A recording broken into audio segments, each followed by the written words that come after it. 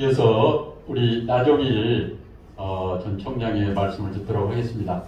다시 한번 우리 나종일 총장님의 경력을 간단히 제가 말씀을 드리면은 서울대 정치학과를 졸업하시고 경희대학교에서 오랫동안 이렇게 이 후학들을 양성하시는데 특히 우리 지역 우리 호남에서 배출한 자랑스러운 대통령 김대중 대통령님의 정말로 아마 제가 뭐 잘은 모르지만 우리 나종일 총장이 안 계셨으면 김대중 대통령께서 대통령이 되셨을까 이런 그런 생각이 들 정도로 정말로 훌륭한 참모 역할을 하셨습니다. 그래서 국정원 1차장을 마치고 그 다음에 주영 대사 또 그런데 워낙 이 능력과 이품이 훌륭하셔서 노무현 대통령께서 국가안보보좌관으로 다시 발탁을 하시고 그 다음에 주일대사 아마 우리 나종일 대사님께서 주일대사 하실 때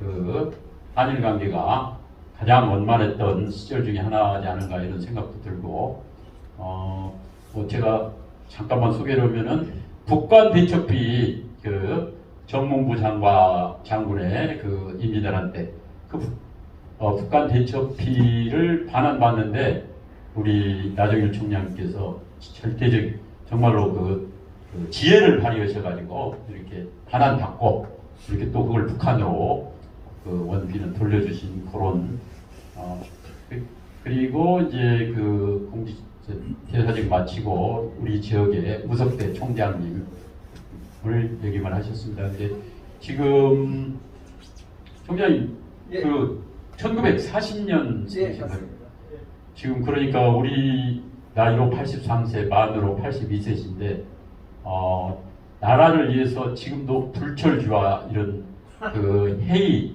또 어디 강연 이런 걸 마다하지 않습니다. 그래서 정말로 존경스러우신 우리 나종일 총장님 최근에 이 우크라이나 사태랄지 이런 관련해서 이런 안보 문제랄지 이런 게 우리 국민들이 다시 한번 이렇게 인식을 해야 될 텐데 우리 나종일 총장님의 그 말씀을 이렇게 들어보도록 하겠습니다.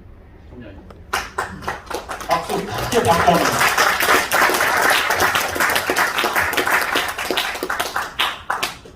저기 오랜만에 고향 전북에 돌아와가지고 그 향토 사랑하시는 유지 여러분들 뵙는 것만 해도 큰 영광입니다.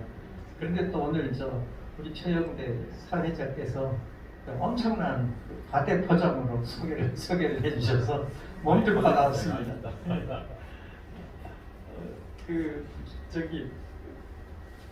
잠깐 우리 제동님에 관한 이야기 하기 전에 아까 저에 대한 소개에서 주일 대사 경력 말씀을 하시면서 가슴에 아주 와닿는 일화가 하나 있습니다. 주일 대사 일본에 근무하는 동안에 교포들 행사를 하면 자주 거기 가가지고 교포들하고 함께 이야기도 나누고.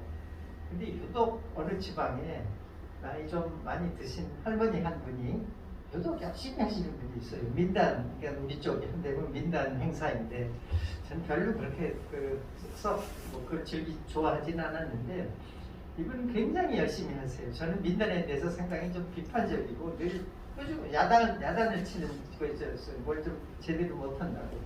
근데 이 할머니는 엄청나게 열심히 일을 하세요. 그래서 저 할머니 누구시냐고 저렇게 열심히 일을 그러니까 하여튼 그 사람들이 저 유명한 분이라고 무슨 그 동포 행사가 있으면은 그냥 자기 일을 다 자기 사업 다 적혀놓고 아주 열심히 일한대요. 한 번은 좀 틈이 나가지고요. 그 할머니한테 가서 한번 물어봤어요.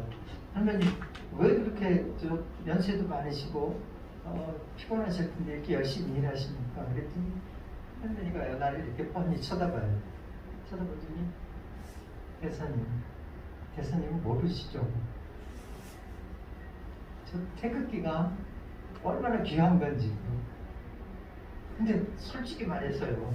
뭐 그렇게 귀한지 몰랐어요. 어렸을 때부터 태극기 보고 자랐고 국민의 의례를 하고 자랐으니 그 뭐 애국가가 그렇게 귀한 건가? 그 할머니가 계속 하시는 말이 가슴에 탁 와닿더라고요. 뭐라고 그러시냐면요. 대사님은 나라 없이 살아보신 일이 없죠. 자기 나라가 있다는 게 얼마나 중요한 일인지 그게 얼마나 늘 보면요. 일장기 보고 거기다 격리하고 기미 가요. 노래 부르고 억지로라도 그러고 살았어요.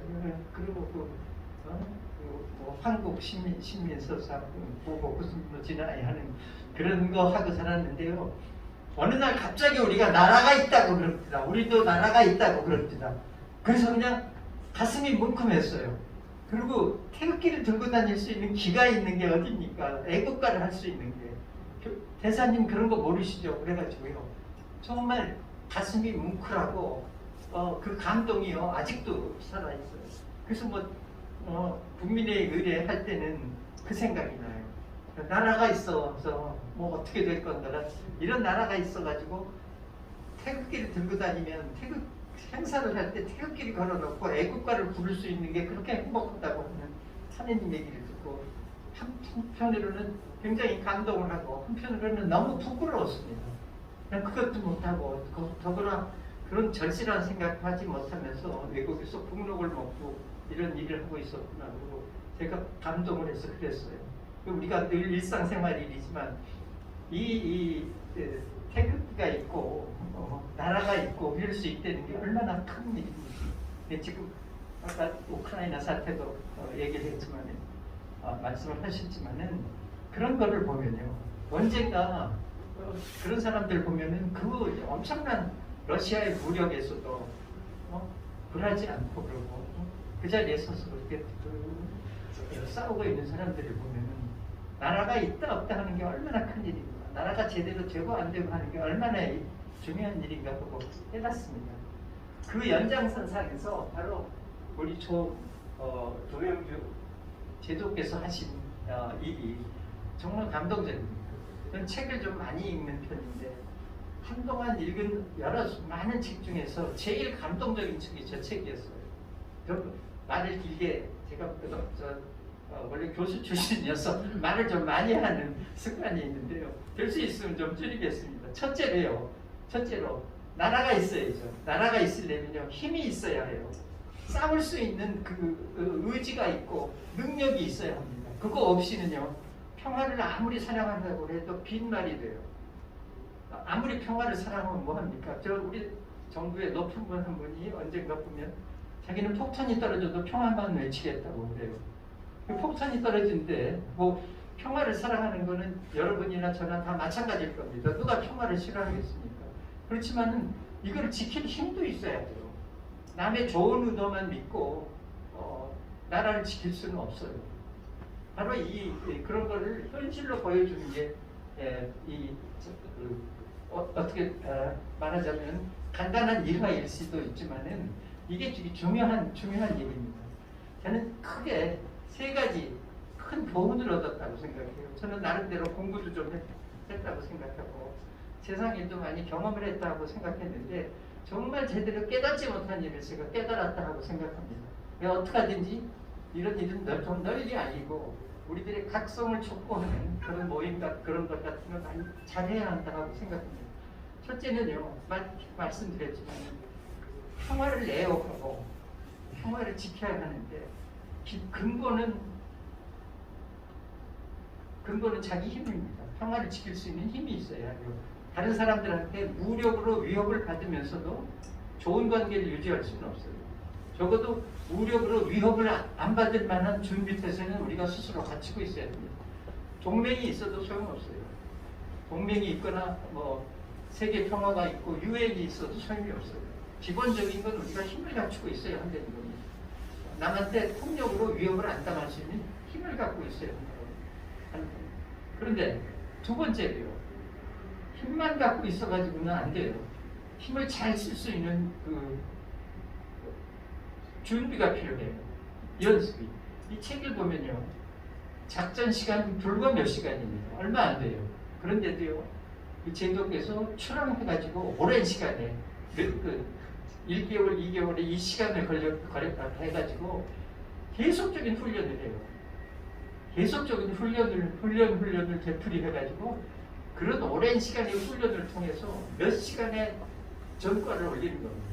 이건 정말 어려운 전과예요. 왜냐하면 상대방을 없애고 하는 이런 상대방을 없애는 이런 작전이 아니라 상대방하고 싸워서 이기는 게 주목적이 아니라 잡혀 있는 우리 인질들의 안전을 보장하는 겁니다.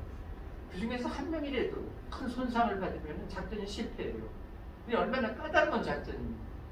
그거를 위해서 그렇게 연습에 연습을 거듭하고 그러는 게 중요했어요.